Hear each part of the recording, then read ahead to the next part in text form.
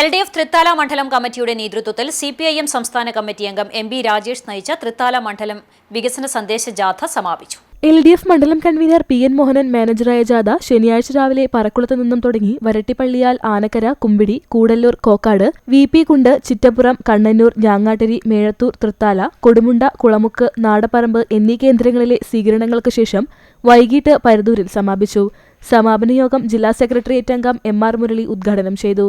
ഞായറാഴ്ച രാവിലെ ആറങ്ങോട്ടുകരയിൽ നിന്നും തുടങ്ങി വെള്ളടിക്കുന്ന്, ചാഴിയാട്ടിരി, ചാത്തന്നൂർ, കോമംഗലം, പിലാക്കാട്ടിരി, കോതച്ചിറ, പെരിങ്ങോട്, വട്ടേനാട്, കക്കാട്ടിരി, കോട്ടപ്പാടം, തണ്ണീർക്കോട്, കാഞ്ഞിരഞ്ഞാണി, കൊഴിക്കര, കവുക്കോട്, പെരുമണ്ണൂർ എന്നീ കേന്ദ്രങ്ങളിലെ സ്വീകരണങ്ങൾക്ക് ശേഷം വൈകിട്ട് ചാലുശ്ശേരി മെയിൻ റോഡിൽ സമാപിച്ചു. സമാപന സമ്മേളനം കേന്ദ്ര കമ്മിറ്റി അംഗം ഡോക്ടർ TM തോമസ് ഐസക് ഉദ്ഘാടനം ചെയ്തു. PB സുനിൽകുമാർ അധ്യക്ഷനായി. KA പ്രയാൺ, VS ശിവാസ് എന്നിവർ സംസാരിച്ചു.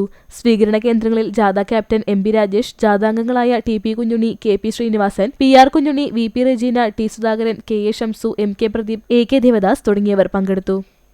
എണ്ണി നമ്മൾ പറഞ്ഞിട്ടുണ്ട്. ഈ 5 കൊല്ലം കൊണ്ട് 263 റോഡുകൾക്കാണ് തൃത്താല മണ്ഡലത്തിൽ ഫണ്ട് അനുവദിച്ചത്. അതിന്റെ 80% പണി പൂർത്തിയാക്കുകയും ചെയ്തു. അതിൽ 29 എണ്ണം PWD റോഡുകളാണ്. 29 എണ്ണം.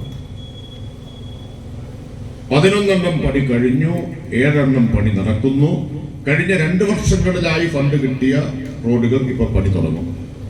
ആദ്യം 2021-22 കിട്ടിയത് പണിയൊക്കെ കഴിഞ്ഞു. 22-23 കഴിഞ്ഞു.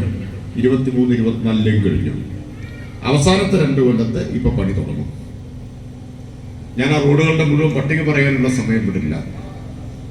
നമുക്ക് ഏറ്റവും പ്രധാനപ്പെട്ട റോഡാണ് പട്ടാമ്പി-ചാലിശ്ശേരി. ഈ മണ്ഡലത്തിന്റെ ഹൃദയരേഖയാണ്. വലിയ പൈസ വേണമായിരുന്നു. അതുകൊണ്ട് 3 കൊല്ലം കാത്തിരുന്നിട്ട് കഴിഞ്ഞ വർഷമാണ് നമുക്ക് 64 കോടി കിട്ടിയത് ഒറ്റ റോഡിന്.